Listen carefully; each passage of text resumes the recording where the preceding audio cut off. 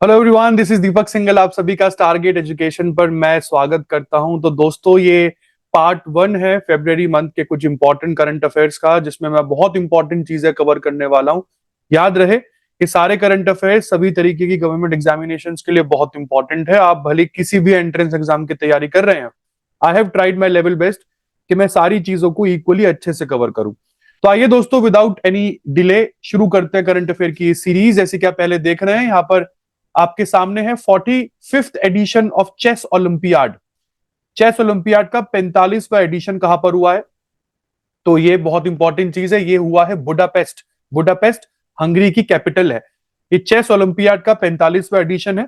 और इसमें देखिए, ये एक्चुअली में ना एक प्रथा है। जब 44वां एडिशन हुआ था, तब 44वां एडिशन भारत में हुआ था चेस ओलंपियाड का। चेन्नई इंडिया में हुआ था। और तब एक प्रथा शुरू हुई थी। मतलब ये उस समय डिसाइड किया गया था कि चेस ओलंपियाड के वक्त ना एक टॉर्च, जैसे आप देख रहे हैं ना, ये टॉर्च है। ये टॉर्च जो होस्ट कंट्री है, वो नेक्स्ट होस्ट कंट्री को हैंड ओवर करती है। तो यहां पर जैसे कि हम लोग देख रहे हैं कि इंडिया ने ये टॉर्च पास करी थी अगली होस्ट कंट्री को, बुडापेस्ट। जो अगली होस्ट कंट्री है दैट इज हंगरी। और हंगरी अब इसको ऑर्गेनाइज करवाएगा सितंबर 10 से सितंबर 23 के बीच। तो वेन्यू क्या रहेगी इसकी? बुडापेस्ट। प्रेसिडेंट कौन करवाएगी, मतलब संस्था कौन है जो चेस ओलंपियाड अरेंज करवाती है? That is FIDE. That is FIDE, जो कि इंटरनेशनल चेस फेडरेशन के नाम से फेमस है। इसके राष्ट्रपति अर्काडी, मिस्टर अर्काडी ड्वोरकोविच, मिस्टर अर्काडी ड्वोरकोविच है। 44वां एडिशन, जैसे कि मैंने आपको पहले ही बताया, भारत के चेन्नई में हुआ था। पहली बार भारत में चेस ओलंपियाड हो रहा था और प्राइम मिनिस्टर नरेंद्र मोदी ने इस टॉर्च रिले को इनिशिएट किया था। कहां पर? इंदिरा गांधी स्टेडियम, दिल्ली में। कब हुआ था? 19 जून 2022 को। तो 2022 को ही हम लोगों ने ये टॉर्च आगे हैंडओवर कर दी थी। आगे की बात करते हैं। नेक्स्ट करंट अफेयर है आपका, बिहार असेंबली के नए स्पीकर इलेक्ट हुए हैं और अनैनिमसली इलेक्ट हुए हैं, विदाउट एनी मैं बोलूंगा अनैनिमसली का मतलब होता है कि विदाउट एनी प्रॉब्लम आपने इनको इलेक्ट कर लिया है, कोई इनके ऑपोजिशन में नहीं खड़ा हुआ था। नाम है इनका, बीजेपी के सीनियर लीडर है नंद किशोर यादव। आपको बता दूं दोस्तों, स्पीकर हमेशा किसी लोअर हाउस का होता है। लोअर हाउस के मॉनिटर को स्पीकर कहा जाता है। जैसे कि अगर पार्लियामेंट का लोअर हाउस है, तो पार्लियामेंट का लोअर हाउस है लोकसभा। उसी तरीके से अगर मैं एक स्टेट की बात करता हूं, तो स्टेट की पार्लियामेंट को स्टेट लेजिस्लेचर कहते हैं। और दोस्तों, स्टेट लेजिस्लेचर का जो लोअर हाउस है, स्टेट लेजिस्लेचर का जो लोअर हाउस है, वो है स्टेट लेजिस्लेटिव असेंबली। तो स्टेट लेजिस्लेटिव असेंबली किस स्टेट की? मैं बिहार स्टेट की बात कर रहा हूं। और बिहार स्टेट की लेजिस्लेटिव असेंबली के जो स्पीकर है इस समय, वो नंद किशोर यादव, ये आप देख सकते हैं, सीनियर बीजेपी लीडर है। नेक्स्ट करंट अफेयर चलते हैं। अभी स्टेट गवर्नमेंट, किस स्टेट गवर्नमेंट की बात हो रही है? यहां पर उड़ीसा स्टेट गवर्नमेंट की बात हो रही है, जिसके चीफ मिनिस्टर नवीन पटनायक जी है। इन्होंने शुरू किया है एक स्कीम जिसका नाम है स्वयं। स्वयं स्कीम क्या करेगा ये स्वयं स्कीम? ये स्वयं स्कीम दोस्तों आपको इंटरेस्ट फ्री लोन देगा। मतलब लोन पर कोई ब्याज नहीं देना होगा। तो कितने तक का लोन आप लोग इससे ले सकते हैं? Up to 1 lakh rupees. Up to 1 lakh rupees का लोन आप लोग ले सकते हैं। किसको दिया जाएगा? ये उड़ीसा स्टेट के युवाओं को दिया जाएगा, यूथ। तो इस प्रोग्राम के अंतर्गत यूथ कौन है? यूथ वो है जो 18 से 35 के बीच में है, वो लोग एलिजिबल रहेंगे। और इस स्कीम में आने वाले 2 सालों में 672 करोड़ रुपए खर्च करेगी उड़ीसा की सरकार। ये नवीन पटनायक आप देख सकते हैं। ऑनलाइन आपको अप्लाई करना होगा, कुछ बहुत ज्यादा प्रॉब्लम यहां पर आपको देखने को नहीं मिलेगी। नेक्स्ट करंट चलते हैं। नेक्स्ट करंट है बिपिन रावत। जैसे कि आपको पता है कि जनरल बिपिन रावत भारत के पहले सीडीएस थे। सीडीएस का मतलब है चीफ ऑफ डिफेंस स्टाफ। तो हाल फिलहाल में राजनाथ सिंह, जो कि इंडिया के डिफेंस मिनिस्टर है, उन्होंने उत्तराखंड के चीफ मिनिस्टर के साथ उत्तराखंड के देहरादून में ही जनरल बिपिन रावत का स्टैचू अनवील किया है। तो जनरल बिपिन रावत इंडिया के पहले सीडीएस थे जिन्होंने 1 जनवरी 2020 को चार्ज संभाला था। हेलीकॉप्टर दुर्घटना में हमको पता है इनकी मौत हो गई थी। This is general Bipin Rawat और राजनाथ सिंह, इंडिया के डिफेंस मिनिस्टर, आप यहाँ पे देख सकते हैं। देहरादून में हुआ है ये प्रोग्राम। नेक्स्ट चलते हैं। तो प्राइम मिनिस्टर नरेंद्र मोदी ने एक प्रोग्राम लॉन्च किया है जिसका नाम है प्रधानमंत्री सूर्य घर मुफ्त बिजली योजना। आपको बता दूं कि इस प्लान का जिक्र इस बार के बजट में भी हुआ था। क्या है इस स्कीम में? इस स्कीम में आप लोग फ्री इलेक्ट्रिसिटी प्रोवाइड करवाएंगे तकरीबन 1 करोड़ घरों को। कितनी यूनिट फ्री मिलेगी? इसमें 300 यूनिट इलेक्ट्रिसिटी की आप लोगों को फ्री मिलेगी। टोटल मिला के 75,000 करोड़ रुपए इस प्रोग्राम पे खर्चे जाने हैं। और जैसे कि मैंने बोला था कि इस प्रोग्राम के बारे में निर्मला सीतारमण जी ने इस बार के बजट की स्पीच में भी बताया था। आगे चलते हैं दोस्तों, this is prime minister Narendra Modi, Surya Ghar Muft बिजली योजना। आगे चलते हैं तो फिनलैंड के नए राष्ट्रपति आप लोगों के सामने है, मतलब नए तो नहीं है, पुराने राष्ट्रपति ने ही बम्पर विक्ट्री यहाँ पर हासिल करी है। सॉरी, जो जो आपके पुराने प्रधानमंत्री थे वो अब फिनलैंड के राष्ट्रपति बने हैं। तो फॉर्मर प्राइम मिनिस्टर फिनलैंड के कौन थे? Alexander Stubb. अलेक्जेंडर स्टब ने एक हिस्टोरिक विक्ट्री हासिल कर ली है फिनलैंड में। आपको बता दूं, फिनलैंड नॉर्डिक कंट्रीज में आता है। फिनलैंड के साथ साथ दो देश आपको और मिलेंगे, नॉर्वे और स्वीडन। रशिया के साथ मिलते हुए ये तीन देश है एक्चुअली में। तो यहीं पे फिनलैंड की बात हो रही है। हिस्टोरिक विक्ट्री हासिल करी है इन्होंने कंट्री में। नेशनल कोएलिशन पार्टी के कैंडिडेट थे स्टब, जिनको 51.6% वोट मिले हैं, जबकि इनके अगेंस्ट जो खड़े हुए थे उनका नाम था हाविस्टो, उनको 48.4% वोट मिले हैं। तो हिस्टोरिक विक्ट्री मिली है अलेक्जेंडर स्टब को। अलेक्जेंडर स्टब ये है, क्वाइट यंग। आगे चलते हैं तो नेक्स्ट करंट अफेयर आप लोगों का आ जाता है एजुकेशन मिनिस्ट्री के लिए। एजुकेशन मिनिस्ट्री ने हाल फिलहाल में फीफा के साथ एक एग्रीमेंट साइन किया है। बिल्कुल सही समझ रहे हैं आप, फीफा के साथ एक एमओयू साइन किया है। फीफा की फुल फॉर्म यहां पर क्या है? फेडरेशन इंटरनेशनले दे फुटबॉल एसोसिएशन। इसके साथ एक एग्रीमेंट साइन क्यों किया है? ताकि भारत में स्कूल लेवल पर ही फुटबॉल की गेम को प्रमोट किया जा सके।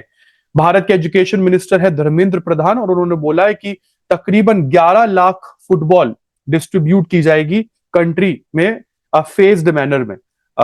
भाई फुटबॉल डिस्ट्रीब्यूट करने का मुझे समझ में नहीं आया, बट चलिए कोई बात नहीं। बट धर्मेंद्र सॉरी, ये 9 फरवरी को बोला गया था, और तकरीबन भारत के 1260 स्कूलों में ये काम चलेगा, जो कि उड़ीसा के 17 डिस्ट्रिक्ट में है। उड़ीसा का प्रोग्राम पहले ही चल रहा है। प्रोग्राम क्या है? फुटबॉल फॉर स्कूल्स प्रोग्राम, जिसको F4S प्रोग्राम के नाम से भी आप लोग जानते हैं। तो ये फीफा के आप चीफ बीच में देख सकते हैं, ये धर्मेंद्र प्रधान जी है यहाँ पर, जो यूनियन एजुकेशन मिनिस्टर है। आगे चले तो आपके पास है दक्षिण भारत सांस्कृतिक केंद्र। दक्षिण भारत सांस्कृतिक केंद्र, इसकी स्थापना की गई है अभी हाल फिलहाल में हैदराबाद में। किसने करी है? संगीत नाटक एकेडमी ने करी है।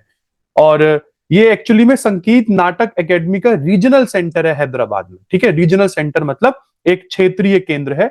और संगीत नाटक एकेडमी के इस रीजनल सेंटर का नाम क्या पड़ा है? दक्षिण भारत सांस्कृतिक केंद्र। तो अगर आपसे पूछा जाए ये क्या है, कुछ नहीं है, ये संगीत नाटक एकेडमी का हैदराबाद में स्थापित एक रीजनल सेंटर है। तो हमारे भारत के farmer vice president Venkaiah Naidu और यूनियन मिनिस्टर जी किशन रेड्डी, ये दोनों इनॉग्रेशन पर उपलब्ध थे वहां पर। 12 फरवरी को इसका इनॉग्रेशन हुआ था। और इसी के साथ साथ, इस प्रोग्राम के साथ साथ, भारत कला मंडपम ऑडिटोरियम, हैदराबाद में भारत कला मंडपम ऑडिटोरियम का फाउंडेशन स्टोन भी रख दिया गया। नेक्स्ट इंपॉर्टेंट कंट्री है, देखिए अब भारत का जो यूपीआई है ना, यूनिफाइड पेमेंट इंटरफेस, और जो रुपे कार्ड है, ये ग्लोबल होता जा रहा है। अब बहुत सी कंट्रीज ने इसको अडॉप्ट कर लिया है, और उन कंट्रीज में 2 कंट्रीज का नाम दोस्तों और जुड़ गया है, जिसमें एक है श्रीलंका और दूसरा है मॉरिशियस। तो अगर आप श्रीलंका मॉरिशियस जाएंगे घूमने के लिए, तो वहां पर आप इंडिया का यूपीआई या रुपे कार्ड को यूज कर सकते हैं। श्रीलंका की बात करें तो श्रीलंका के राष्ट्रपति का नाम है रनिल विक्रमसिंघे, प्राइम मिनिस्टर है यहाँ पर दिनेश जी, कैपिटल है श्री जयवर्धने पुराकोटे, जो कि इनकी लेजिस्लेटिव कैपिटल है, जबकि एग्जीक्यूटिव और जुडिशियल कैपिटल कोलंबो है।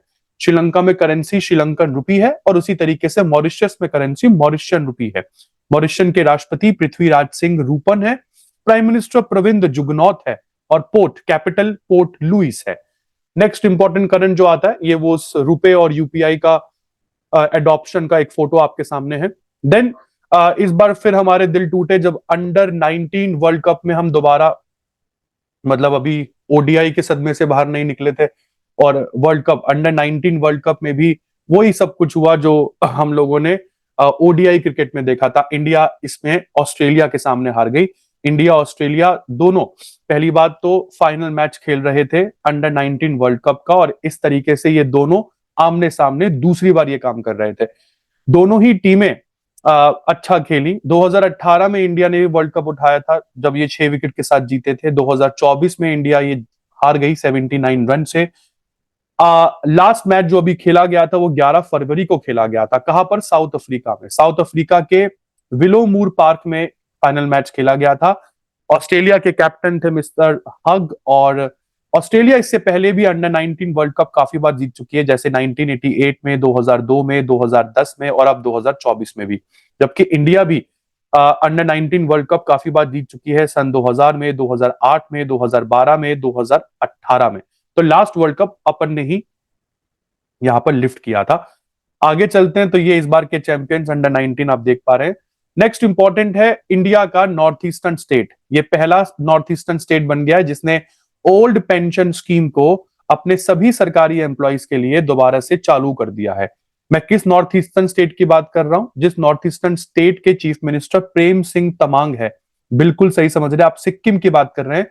सिक्किम के मुख्यमंत्री ने अनाउंस किया है कि भाई हम लोग ओल्ड पेंशन स्कीम को रिवाइव करने वाले हैं, जहां पर गवर्नमेंट सर्वेंट, एक्चुअली में ओल्ड पेंशन स्कीम है क्या दोस्तों? तो ओल्ड पेंशन स्कीम में आपको सरकार सैलरी तो देगी, सैलरी से आपको कुछ नहीं कटाना। अभी की क्या चीज है, अभी आपको सैलरी में पीएफ कटाना होता है। तो ये पीएफ जो है, इसमें बाद में सरकार भी अपना पैसा जोड़कर आपको इकट्ठा रिटायरमेंट में मिल जाता है। तो इसमें प्रोविडेंट फंड वगैरह की स्कीम नहीं है, सैलरी आप लोगों को कटाने की जरूरत नहीं है, एज इट इज आप लोगों को सैलरी भी मिल रही है, प्लस सरकार अपने आप से भी आपको कुछ देगी। This is old pension scheme. Old pension scheme के चक्कर में सरकार पर बर्डन बहुत पड़ता है।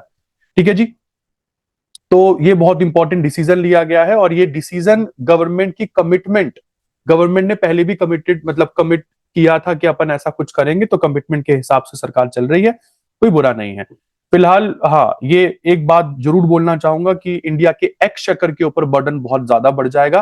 तो ये old pension scheme north eastern state Sikkim के द्वारा चलाई गई है। और इसी के साथ दोस्तों पार्ट 1 इस वीडियो का हो जाता है खत्म।